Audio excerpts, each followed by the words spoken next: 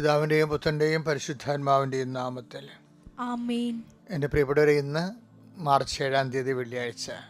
നമുക്ക് പ്രാർത്ഥിക്കാം. അമ്മേ പരിശുദ്ധമ്മേ, അമ്മേ പരിശുദ്ധമേ, ദൈവമാതാവേ, കൃപാസനത്തിലൂടെ ഞങ്ങൾക്കും ഞങ്ങളുടെ ദേശത്തിനും അമ്മ മധ്യസ്ഥം തേടി തന്ന എല്ലാ അനുഗ്രഹങ്ങൾക്കും കൃപകൾക്കും ഞങ്ങളിപ്പോൾ ഹൃദയം നിറഞ്ഞ നന്ദി പറയുന്നു. അമ്മേ പരിശുദ്ധമ്മേ, ദൈവമാതാവേ, 2004 ഡിസംബർ 7 തീയതി ഉച്ചകഴിഞ്ഞ് 2:30 കൃപാസനത്തിൽ സംഭവിച്ച അമ്മയുടെ പ്രത്യക്ഷീകരണത്തെക്കുറിച്ച് തിരുസഭയ്ക്ക് സമർപ്പിച്ചിരിക്കുന്ന പഠനരേഖകളുടെ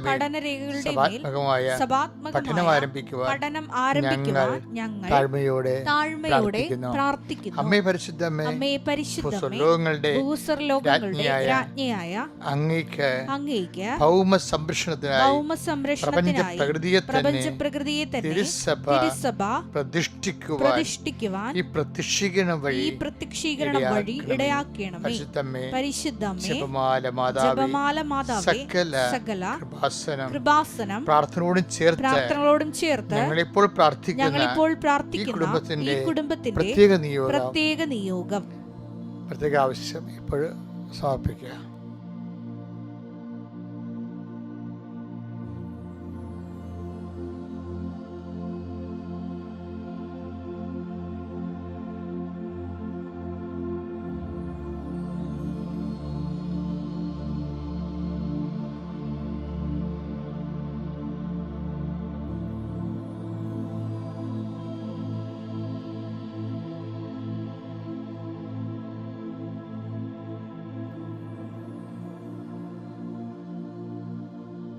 അമ്മയുടെ പ്രത്യക്ഷീകരണത്തിന്റെ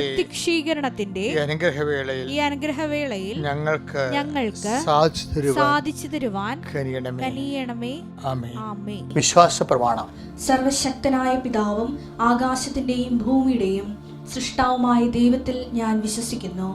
അവിടുത്തെ ഏകപുത്രനും ഞങ്ങളുടെ കർത്താവുമായ ഈശോ മിശിഹായിലും ഞാൻ വിശ്വസിക്കുന്നു. ഈ പുത്രൻ പരിശുദ്ധാത്മാവിനാൽ ഗർഭസ്ഥനായി കന്യകാമറിയത്തിൽ നിന്ന് പിറന്ന് പൊന്തിയോസ് പീലാത്തോസിന്റെ കാലത്ത് പീഡകൾ സഹിച്ച് കുരിശിൽ തറയ്ക്കപ്പെട്ട് മരിച്ച് അടക്കപ്പെട്ട് പാതാളങ്ങളിൽ ഇറങ്ങി മരിച്ചവരുടെ ഇടയിൽ നിന്ന് 3-ാം നാൾ ഉയർത്ത് സ്വർഗത്തിലേക്ക് എഴുന്നള്ളി സർവശക്തിയുള്ള പിതാവായ ദൈവത്തിന്റെ വലതുഭാഗത്തിരിക്കുന്നു. അവിടെ നിന്ന് ജീവിക്കുന്നവരെയും മരിച്ചവരെയും വിധിക്കുവാൻ വരുമെന്നും ഞാൻ വിശ്വസിക്കുന്നു. പരിശുദ്ധാത്മാവിലും ഞാൻ വിശ്വസിക്കുന്നു. വിശുദ്ധ കത്തോലിക്കാ സഭയിലും പുണ്യവാന്മാരുടെ ഐക്യത്തിലും പാപങ്ങളുടെ മോചനത്തിലും ശരീരത്തിന്റെ ഉയർപ്പിലും നിത്യമായ ജീവിതത്തിലും ഞാൻ വിശ്വസിക്കുന്നു. ആമേൻ. സ്വർഗ്ഗസ്ഥനായ ഞങ്ങളുടെ പിതാവേ, അങ്ങയുടെ നാമം പൂജിതമാകണമേ. അങ്ങയുടെ രാജ്യം വരണമേ. അങ്ങയുടെ തിരുമനസ് സ്വർഗത്തിലെ പോലെ ഭൂമിയിലും ആകണമേ. അന്നു വേണ്ടുന്ന ആഹാരം ഇന്ന് ഞങ്ങൾക്ക് തരണമേ. ഞങ്ങളോട് തെറ്റ് ചെയ്യുന്നവരോട് ഞങ്ങൾ ക്ഷമിക്കുന്നത് പോലെ ഞങ്ങളുടെ തെറ്റുകൾ ഞങ്ങളോടും ക്ഷമിക്കണമേ.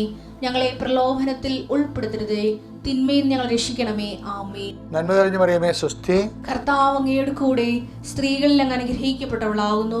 അങ്ങയുടെ ഉദരത്തിൻ ഫലമായി ഈശോ അനുഗ്രഹിക്കപ്പെട്ടവനാകുന്നു.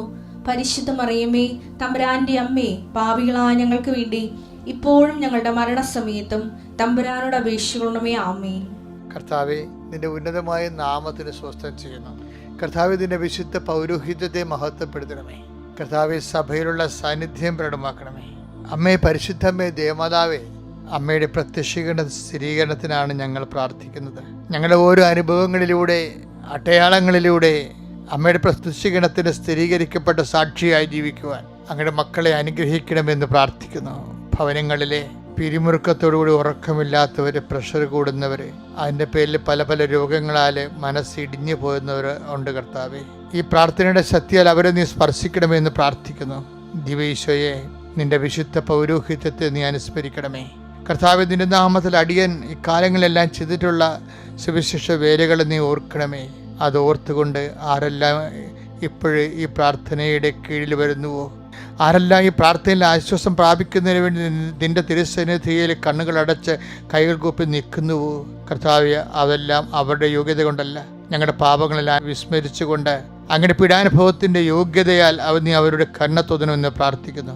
കർത്താവേ, അങ്ങയുടെ തിരുസന്നിധിയിൽ ശിരസ്സ് നമിച്ചുകൊണ്ട് കൈകൾ കുപ്പി നിൽക്കുന്ന, അതിരുപൊടി നിൽക്കുന്ന മക്കളുടെ മേൽ നിര തിരുമുറുപാടുന്ന വലതുകിടത്തിൻ്റെ ആശീർവാദം നൽകണമേ എന്ന് പ്രാർത്ഥിക്കുന്നു. അമ്മേ, പരിശുദ്ധമ്മേ, എല്ലാ മാലാഖമാരെ, രക്തസാക്ഷികളെ, വിശ്വാസപിതാവേ, ഞങ്ങൾക്ക് വേണ്ടി മാധ്യസ്ഥം വഹിക്കണമേ. കർത്താവേ, സുവിശേഷത്തിന് വേണ്ടി രാത്രിയും പകലും ജീവിക്കുന്ന അനേകം മക്കളുണ്ട് കർത്താവേ. അവിടെ പ്രാർത്ഥന ചേർത്തുകൊണ്ട് കർത്താവേ, അത്ര കണ്ട് സുവിശേഷ വിഹിതമല്ല എന്നാൽ ജീവിതത്തിലെ താങ്ങാനാവാത്ത ജീവിത പ്രസംഗങ്ങളുമായിട്ട് ദൈവദിവസത്തിന് വരാൻ പോലും യോഗ്യതയില്ലെന്ന് കരുതിക്കൊണ്ട് പ്രാർത്ഥിക്കാൻ പോലും മനസ്സ് മടിഞ്ഞു നിൽക്കുന്ന മക്കളുടെ മേൽ കർത്താവേ, അങ്ങയുടെ പീഡാനുഭവത്തിന്റെ യോഗ്യതയാൽ, സഭയുടെ പ്രാർത്ഥനയുടെയും പ്രേക്ഷിത പ്രവർത്തനങ്ങളുടെ യോഗ്യതയാൽ അങ്ങ് ഈ പ്രഭാതത്തിൽ അവരെ അനുഗ്രഹിക്കണമെന്ന് പ്രാർത്ഥിക്കുന്നു. എൻ്റെ കർത്താവിൻ്റെ ഉന്നതമായ നാമത്തിൽ സഭയുടെ അധികാരത്തിൽ കുരിശടയാളത്തിൽ ജീവിക്കാൻ മാർഗമില്ലാത്തവരെ, ജീവിത മാർഗങ്ങൾ നഷ്ടപ്പെട്ടു പോയവരെ, ജപ്തിക്കും അതുപോലെ തന്നെ വിറ്റുമാറി അന്യാധീനപ്പെട്ടു പോയവരെ, ഇങ്ങനെ ഓരോരോ തരത്തിൽ ഓരോരോ വിഷമത അനുഭവിക്കുന്നുണ്ട് ഈശോയെ. അവരെല്ലാം ഓർത്ത് പ്രാർത്ഥിക്കുന്നു. ദൈവത്തിൻ്റെ കരുണ 40-ലേറെ വർഷമായിട്ടും കർത്താവ് ജീവിത പങ്കാളി കിട്ടാത്തവരുണ്ട് ഈശോയെ. അവരെ സംബന്ധിച്ച് പ്രാർത്ഥിക്കുന്നു. ഓരോരോ ഉദ്യമത്തിനായി കർത്താവ് അങ്ങയുടെ മക്കൾ അങ്ങയുടെ തിരുസന്നിധിയിൽ നിന്ന് അങ്ങയുടെ ഭവനത്തിൽ നിന്ന് ഇറങ്ങിപ്പോരുമ്പോൾ കർത്താവ് അവരുടെ യോഗ്യതയല്ല, അവരുടെ കഴിവ് കൊണ്ടല്ല, അങ്ങയുടെ കൃപ കൊണ്ട് അവർ കണ്ണീരോടെയാണ് വിതക്കുന്നതെങ്കിലും കർത്താവ് ജയഘോഷത്തോടെ കവിത കറ്റുമായി തിരിച്ചെത്തുന്ന കർഷകനെ പോലെ സങ്കീർത്തനത്തിൽ പാടുന്ന പോലെ കർത്താവ് തിരിച്ചു വരാൻ, നിന്റെ നാമത്തെ മഹത്വപ്പെട്ട് തിരിച്ചു വരാൻ ഇന്നത്തെ ദിവസം കർത്താവിൻ്റെ നാമത്തിൽ പരിശുദ്ധമ്മയുടെ മാധ്യസ്ഥത്തിൽ പിതാവിൻ്റെയും പുത്രൻ്റെയും പരിശുദ്ധാത്മ ശക്തി അതിനെ ആശീർവദിക്കുന്നു. എൻ്റെ പ്രിയപ്പെട്ടവരെ, നോൻപ് കാലം ആരംഭിച്ചിരിക്കുക. നമ്മൾ നോൻപിലൂടെ കടന്നു പോവുകയാണ്. ഞാൻ കഴിഞ്ഞ ദിവസം പറഞ്ഞു ആത്മാവിൻ്റെ വസന്തമാണ്. ഞാൻ ഈ ദിവസങ്ങളിൽ നമ്മളുടെ എൻ്റെ ഇടവക തൈക്കാട്ടുശ്ശേരിയിൽ ഇടവകയിൽ ചെന്നപ്പോൾ, അവിടെ നോൻപാചരണത്തിന് വേണ്ടി ചെന്നപ്പോൾ, അപ്പോൾ പള്ളിയുടെ പുറകിൽ ആണ് എൻ്റെ മുറി, പള്ളിമുറി. അതിൻ്റെ ഫ്രണ്ടിൽ ഞാനൊരു പൊട്ടിക കെട്ടിയിട്ടുണ്ട്. അവിടെ ഇരുന്നാണ് ഞാൻ പണ്ട് എഴുതുകയൊക്കെ ചെയ്തുകൊണ്ടിരുന്നത്. ഇപ്പം ഞാൻ ഇന്ന് കഴിഞ്ഞ ദിവസങ്ങളിൽ അവിടെ പോയി ഇരുന്നപ്പോഴുണ്ട് നമ്മുടെ ഇംഗ്ലീഷ് കൊന്നകളൊക്കെ പൂത്ത് നിൽക്കണേ.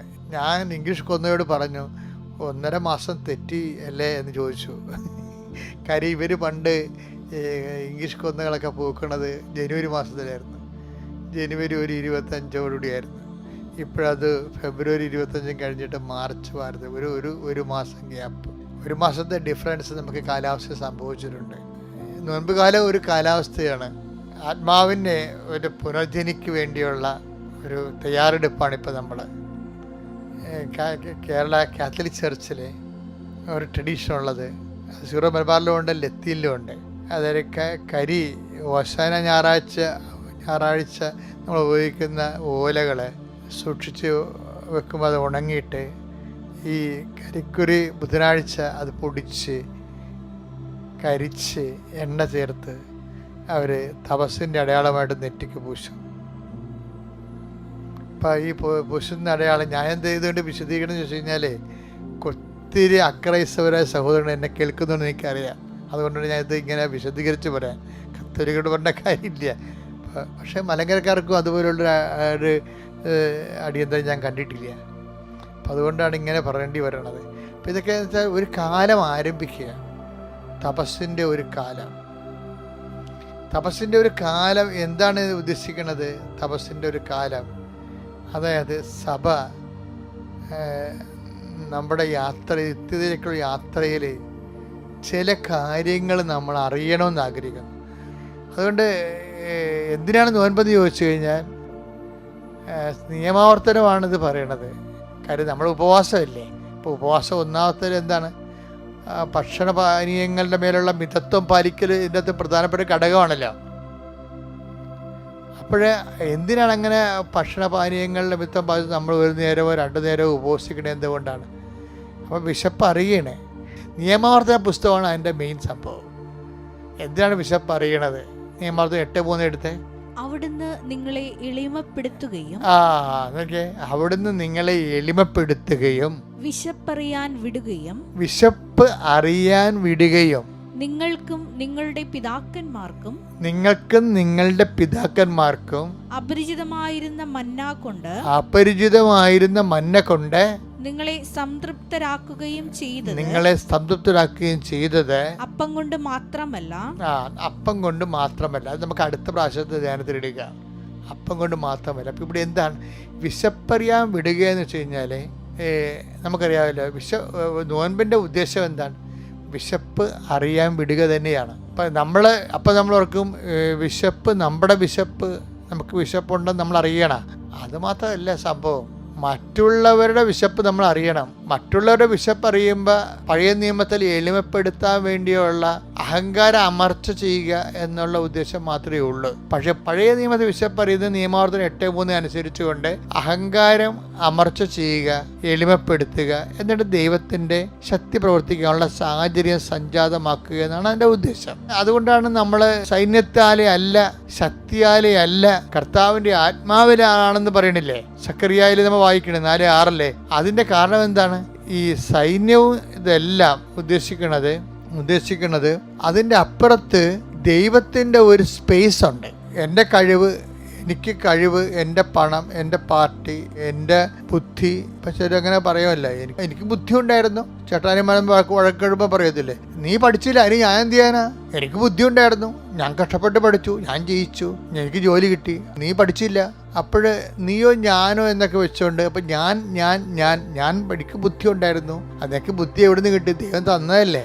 അതൊന്നും മനസ്സിലാക്കുമ്പോഴല്ല എളിമ വരണത്. അല്ലെങ്കിൽ അതുകൊണ്ട് താനെ തന്നെ ഉണ്ടാക്കിയെടുത്ത ബുദ്ധിയാണെന്ന് തോന്നിപ്പോകും. ബുദ്ധി ഇല്ലാത്ത അവസരമാണ് നീ ജനിച്ചതെങ്കിൽ എന്ത് ചെയ്തേനെ? അപ്പം അതൊക്കെ ദൈവത്തിൻ്റെതാണെന്ന് തിരിച്ചറിയണം. ഈ നോൻപിൻ്റെ ഉദ്ദേശം അങ്ങനെയാണ് നമ്മൾ എളിമപ്പെടണത്. അത് പൗലോസ് അവസാനം പറയും. പൗലോസ് ഭയങ്കര വില്ലനായിരുന്നു. നിങ്ങൾ റോമൻ പൗരനാണെങ്കിൽ ഞാനും റോമൻ പൗരനാണ് എന്നൊക്കെ പറയുന്ന ആളായിരുന്നു. അവസാനം അദ്ദേഹം പറയുന്നത് എന്താണ്? ഞാൻ എന്തായിരിക്കുന്നുവോ അത് കർത്താവിൻ്റെ കൃപയാലാണെന്ന് പറയും. ഇത് ഒരു പറച്ചിലല്ല, ഒരു അറിവിനേക്കാളുപരി ഒരു തിരിച്ചറിവാണ്. അതായത് നോൻപ് കാലത്ത് ഒരു തിരിച്ചറിവുണ്ടാകണം. അതിനാണ് എളിമപ്പെടണമെന്ന് പറയണത്. ഇങ്ങനെ പറയുമേ, റെഡിമെയ്ഡായിട്ട് അലക്കി തെച്ച വർത്തമാനങ്ങൾ നമുക്ക് എത്ര വേണമെങ്കിലും പറയാം. എളിമയായിട്ട് തോന്നും. ചുമ്മാ മനസ്സിൽ തട്ടണമെന്നല്ല. ഒരു മനുഷ്യൻ്റെ തിരിച്ചറിവുണ്ട്. ആ തിരിച്ചറിവിലേക്ക് അവൻ തന്നെ അത് മനസ്സിലാക്കും. എന്താണ്? നമ്മളുടെ വീക്ക്നെസ് മനസ്സിലാക്കും. അപ്പം അത് ആ മനസ്സിലാക്കുമ്പോൾ അറിയാവുന്ന ഒരു അന്തർജ്ഞാനമുണ്ട്. അതെന്താണ്? അതെന്ന് പറയണത് ഞാൻ എന്തായിരിക്കുന്നുവോ അത് കർത്താവിൻ്റെ കൃപയാലാണ്. അപ്പം ദൈവത്തിനായിരിക്കും ഒന്നാം സ്ഥാനം കൊടുത്ത് നമ്മൾ ചിന്തിക്കുന്നത്, പെരുമാറുന്നത്, സംസാരിക്കുന്നത്, സമീപിക്കുന്നത്. അതൊരു സമ്പ്രദായമായി മാറും, നമ്മുടെ തന്നെ ഒരു സംസ്കാരമായിട്ട് മാറും. അല്ലെങ്കിൽ നോൻപ് കാലത്ത് ഈ സംസ്കാര രൂപീകരണമാണ് ശരിക്കും പറഞ്ഞാൽ സുവിശേഷ വിഹിതമായ അനുഗ്രഹം ആവഹിക്കാനും ദൈവത്തിന് വേണ്ടി ജീവിക്കാനും വേണ്ടി നമ്മളെ സഹായിക്കുന്നത്. അതിനുവേണ്ടിയുള്ള പരുവപ്പെടുത്തലാണ് ഈ നോൻപ് കാലം എന്ന് പറയണത്. അല്ലെങ്കിൽ പാപത്തിന് പരിഹാരം ചെയ്യണത് മാത്രമല്ല. ഇതാണ് 1 കൊരിന്ത്യർ 15:10 എന്ന് പറയണത്. ഞാൻ എന്തായിരിക്കുന്നുവോ അത് ദൈവകൃപയാലാണ്. എന്റെ മേൽ ദൈവം ചൊരിഞ്ഞ കൃപ നിഷ്ഫലമായി പോയിട്ടില്ല. നേരെ മറിച്ച് മറ്റെല്ലാവരെയും കാൾ അധികം ഞാൻ അധ്വാനിച്ചു. എന്നാൽ ഞാനല്ല എന്നിലുള്ള ദൈവകൃപയാണ് അധ്വാനിച്ചത്. അപ്പൊ ഞാനല്ല എന്ന് പറയണില്ലേ? ഞാൻ ആണെന്നല്ല പുള്ളി അദ്ദേഹം പറഞ്ഞത്. ആദ്യം നിങ്ങൾ ഹെബ്രായനാണ്, ഞാൻ ഹെബ്രായനാണ്, റോമൻ പൗരനാണ്, പരിസയനാണ്, ഞാൻ ആണെന്ന് പറഞ്ഞിട്ട് ഇപ്പോൾ പറയണത് ഞാനല്ല എന്ന് പറയത്തില്ലേ? ആദ്യത്തെ അറിവും പിന്നത്തെ തിരിച്ചറിവുമാണ്. പക്ഷേ തിരിച്ചറിവ് എന്തിനാണെന്ന് ചോദിച്ചു കഴിഞ്ഞാൽ, എന്തിനാണ്? ദൈവത്തിന് നമ്മളിൽ പ്രവർത്തിക്കാൻ പറ്റുന്ന ഒരു ഇക്കോളജി, ഒരു സ്പിരിച്വൽ ഇക്കോളജി, ഒരു ആധ്യാത്മിക പരിസ്ഥിതി രൂപീകരിക്കുന്ന ഒരു കാലമാണ് ശരിക്കും പറഞ്ഞാൽ നോൻപ് കാലങ്ങൾ ഉദ്ദേശിക്കുന്നത്. പക്ഷെ അത് സ്വഭാവം, ഒരു മനുഷ്യൻ്റെ സ്വഭാവമില്ലേ, അത് ചിലപ്പോൾ സുവിശേഷ ആയിരിക്കത്തില്ല. സ്വന്തം ഭാവത്തെ സുവിശേഷ വിഹിതമാക്കുന്ന ഒരു പ്രക്രിയയാണ് ഈ നോൻപ് കാലത്ത് നടക്കുന്നത്. നോൻപ് കാലം അത് ദൈവസ്നേഹമുള്ളവർക്ക് അത് തുടർക്കാലമാണത്. സ്വന്തം ഭാവം, ഈ സ്വഭാവം പിന്നീട് സുവിശേഷ വിഹിതമായി കഴിയുമ്പോൾ സുവിശേഷ ഭാവമായി മാറും. ഈ സുവിശേഷ ഭാവം പിന്നീട് സുവിശേഷ ഭാവമായതിന് അത് റെക്കർ ചെയ്ത് വരുമ്പോൾ സുവിശേഷ ശീലങ്ങൾ വരും. ഹാബിറ്റ്, ഇറ്റ് റിപ്പീറ്റഡ് ആക്ഷൻ ആണല്ലേ ഹാബിറ്റ് എന്ന് പറയുന്നത്. അപ്പോൾ അത് ശീലം, സ്റ്റൈല്, ഒരു സുവിശേഷത്തിൻ്റെ സ്റ്റൈല് വരും ലൈഫിൽ. പിന്നെ ഈ സ്റ്റൈല്, ശീലം തന്നെ പിന്നെ റെക്കർ ചെയ്ത് കുറേ വർഷങ്ങളെടുത്ത് കഴിയുമ്പോൾ അതൊരു ശീലം, ഒരു സമ്പ്രദായമായി മാറും. അപ്പോൾ അവിടെ ഒരു സമൂഹം കൂടി ഉണ്ടാകും അതിൻ്റെ കൂടെ. കാര്യം അതേ ശൈലിയിൽ പ്രവർത്തിക്കുന്നവരുടെ ഒരു സമൂഹം ഉണ്ടാകും. സമൂഹം സമ്യക്കായിട്ട് ഇങ്ങനെ അത് ഒരേ രീതി പ്രവർത്തിച്ച് വരുമ്പോഴാണ് നമ്മൾ സമ്പ്രദായങ്ങൾ ഉണ്ടാകുന്നത്. ഈ സമ്പ്രദായങ്ങളെ കാലങ്ങളെ ഒരു സമൂഹം, ഒരു പ്രത്യേക സമ്പ്രദായത്തിൽ വളരുന്ന സമൂഹം അല്ലെങ്കിൽ സമുദായം അത് കാലങ്ങളിലൂടെ സഞ്ചരിച്ച് കഴിയുമ്പോൾ സംസ്കാരമായിട്ട് മാറും. അപ്പോൾ നോൻപിൻ്റെ ഉദ്ദേശം ഒരു സുവിശേഷ സംസ്കാരം നിങ്ങളിൽ രൂപപ്പെട്ട് വരിക എന്നുള്ളത്, നമ്മളിൽ രൂപപ്പെട്ട് വരിക എന്നുള്ളതാണ്. അങ്ങനെയുള്ള വളരെ അതിൻ്റെ ഒരു നാന്ദിയായിട്ടാണ് ഈ കരിക്കുരു നമ്മൾ നെറ്റിയിൽ പൂശണത്. അല്ലാതെ കുർബാന സ്വീകരിച്ച ശേഷം ചില അണ്ണന്മാർ പറഞ്ഞ് നിൻ്റെ എന്ന് പറഞ്ഞിട്ട് അയ്യോ ഞാൻ കുർബാന സ്വീകരിച്ചാണെന്ന് പറഞ്ഞ് നാക്കെ കുറിച്ചിടും. അപ്പോൾ ദാറ്റ് മീൻസ് ഇയാൾക്ക് മാറ്റമൊന്നുമില്ല.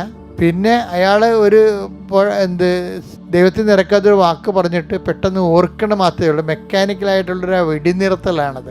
അതല്ല, മറിച്ച് അങ്ങനെ ഒരു സാധനം നമ്മൾക്കിന്ന് വരത്തില്ല. അപ്പോൾ അതുകൊണ്ടാണ് അങ്ങനെയുള്ള നോൻപുകളാണ് സത്യസന്ധമായിട്ടുള്ള ദൈവാന്വേഷണത്തിൻ്റെ കാലം എന്ന് പറയുന്നത്. ഇംഗ്ലീഷ് കൊന്നകൾ പൂക്കുന്ന സ്ഥലത്ത് വെച്ച് നമ്മൾ തുടങ്ങിയതാണ്. ആത്മാവിൻ്റെ കൃപയുടെ പൂക്കാലമാണ് ശരിക്കും നോൻപ് കാലം. നല്ല നോൻപ് കാലം ആശംസിക്കുന്നു.